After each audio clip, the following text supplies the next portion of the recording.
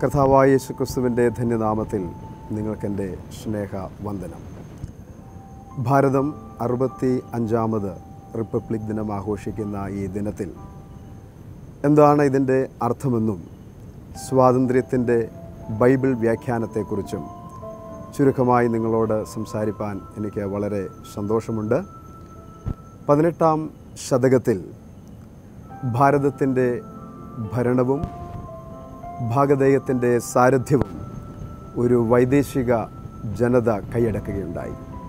അനേകായിരം മൈലുകൾ ദൂരത്ത് ജീവിച്ചു പോരുന്ന ഒരു വൈദേശിക ജനത സാമ്പത്തികമായും സാമൂഹികമായും രാഷ്ട്രീയമായും സമ്പൂർണമായ ആധിപത്യം ഈ രാജ്യത്തിൽ സ്ഥാപിച്ചുകൊണ്ട് അവർ ഈ രാജ്യത്തിൻ്റെ ഭരണം കയ്യേറിയ ചരിത്രമാണ് 18ാം ശതകം മുതൽ നമുക്ക് ഇങ്ങോട്ട് കാണുവാൻ സാധിക്കുന്നത്.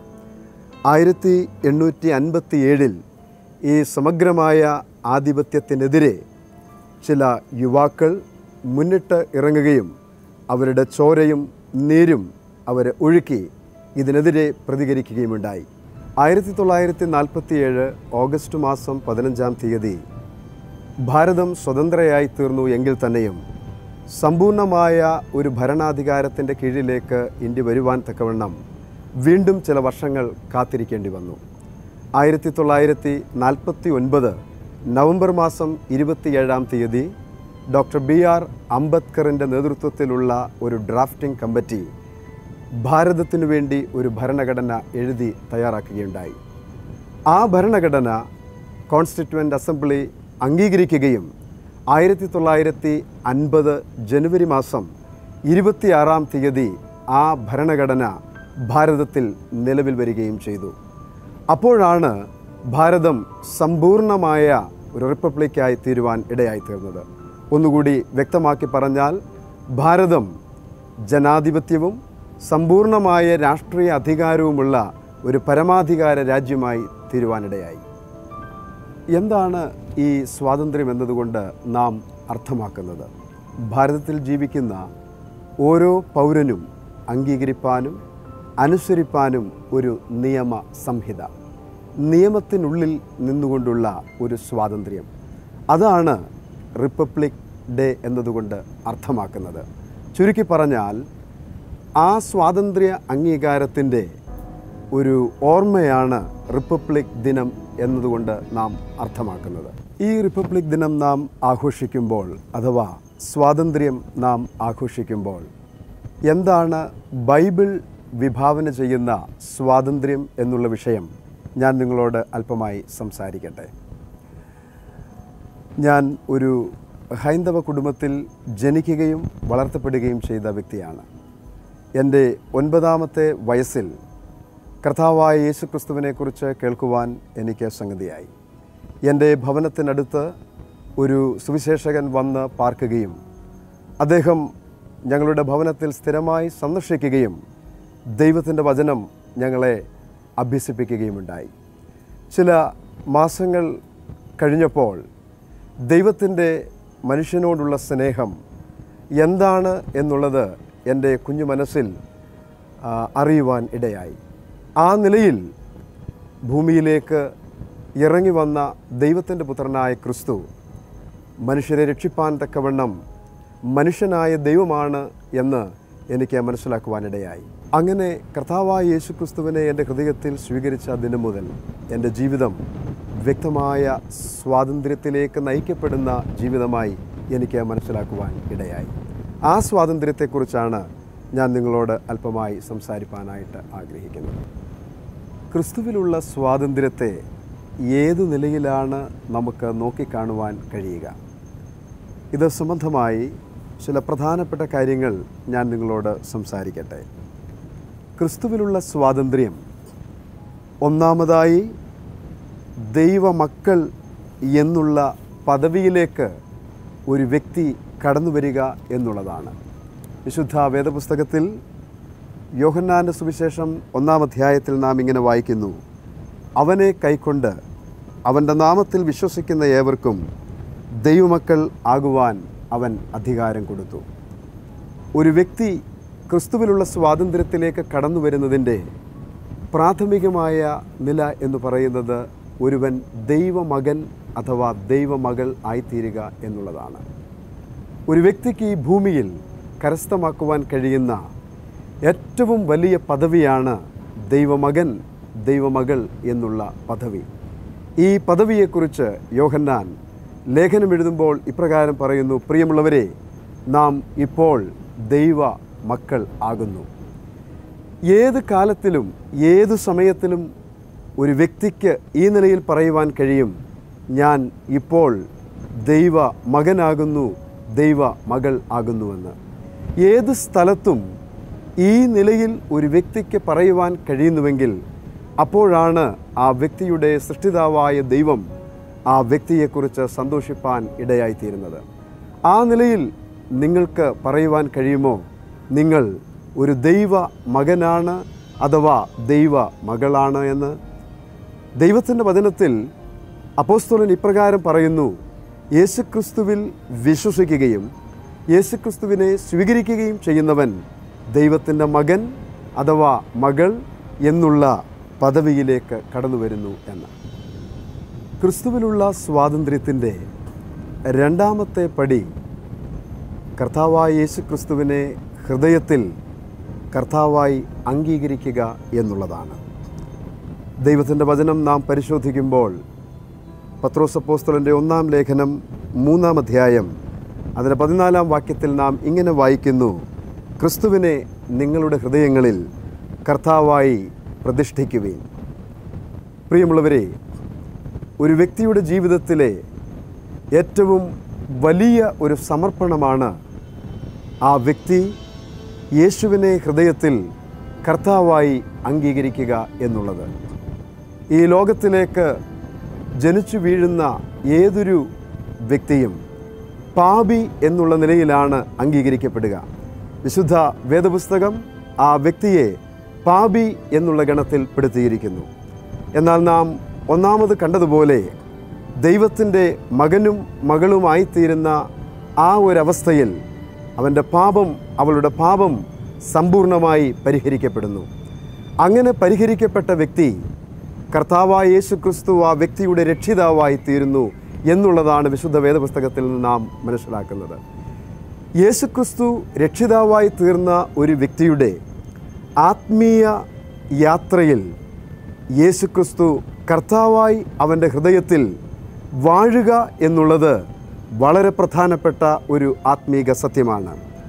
ഇസ്രായേൽ മക്കളെ ദൈവത്തിൻ്റെ മകനായി തിരഞ്ഞെടുത്തുവെന്ന് ദൈവത്തിൻ്റെ വചനത്തിൽ നമുക്ക് വായിപ്പാൻ കഴിയുന്നു.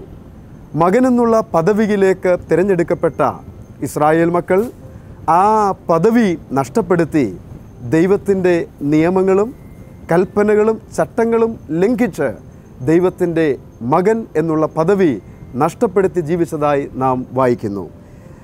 ഈ നിലയിൽ യിരെമ്യാ പ്രവാചകൻ്റെ പുസ്തകം 14-ാം അധ്യായത്തിൽ നാം വായിക്കുമ്പോൾ ഇങ്ങനെ നമുക്ക് വായിപ്പാൻ സാധിക്കുന്നു: ഇസ്രായേലിൻ്റെ പ്രത്യാശയും കഷ്ടകാലത്തവൻ്റെ രക്ഷിതാവുമായുള്ളവേ, നീ ദേശത്ത് പരദേശിയെപ്പോലെയും ഒരു രാപാർപ്പാൻ മാത്രം കൂടാരമടിക്കുന്ന വഴിപോക്കനെ പോലെയും ആയിരിക്കുന്നത് എന്ത്?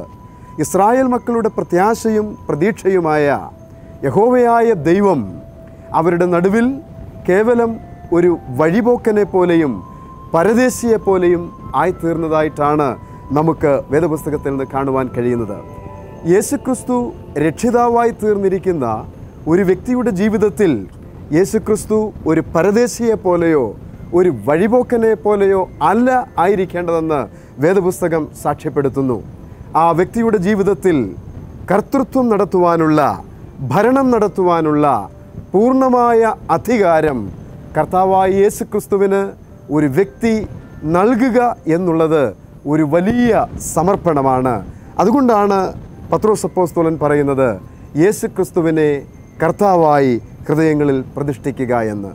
അങ്ങനെ ഒരു സമർപ്പണത്തിലേക്ക് നമുക്ക് കടന്നു വരുവാൻ സാധിക്കുന്നുവെങ്കിൽ കർത്താവായ യേശുക്രിസ്തുവിലുള്ള സ്വാതന്ത്ര്യം അന്വർത്ഥമാക്കുന്ന ഏറ്റവും പ്രധാനപ്പെട്ട ഒരു അവസ്ഥയായിരിക്കും അതെന്ന് ഞാൻ നിങ്ങളോട് പറയട്ടെ.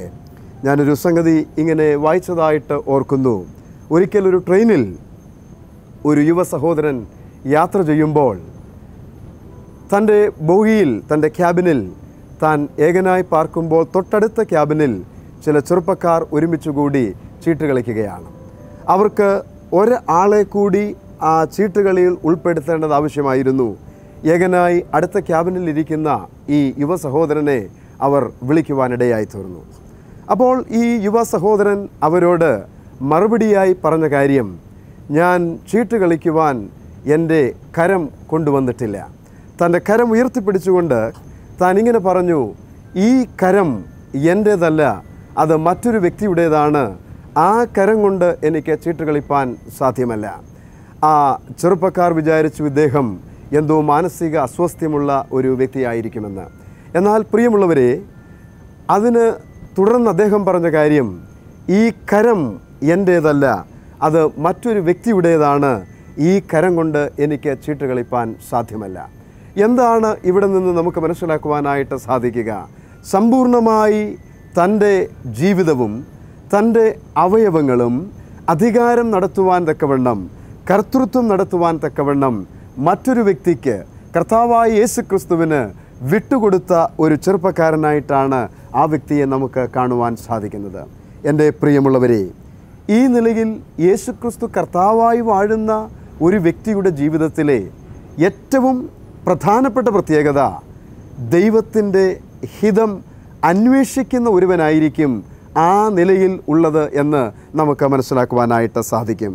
രണ്ടാമതായി, ദൈവത്തിൻ്റെ ഇഷ്ടം ജീവിതത്തിൻ്റെ എല്ലാ വഴികളിലും അംഗീകരിപ്പാൻ യേശുക്രിസ്തു കർത്താവായി ഭരണം നടത്തുന്ന ഒരു വ്യക്തിയിൽ ഇടയായിത്തീരുന്നു.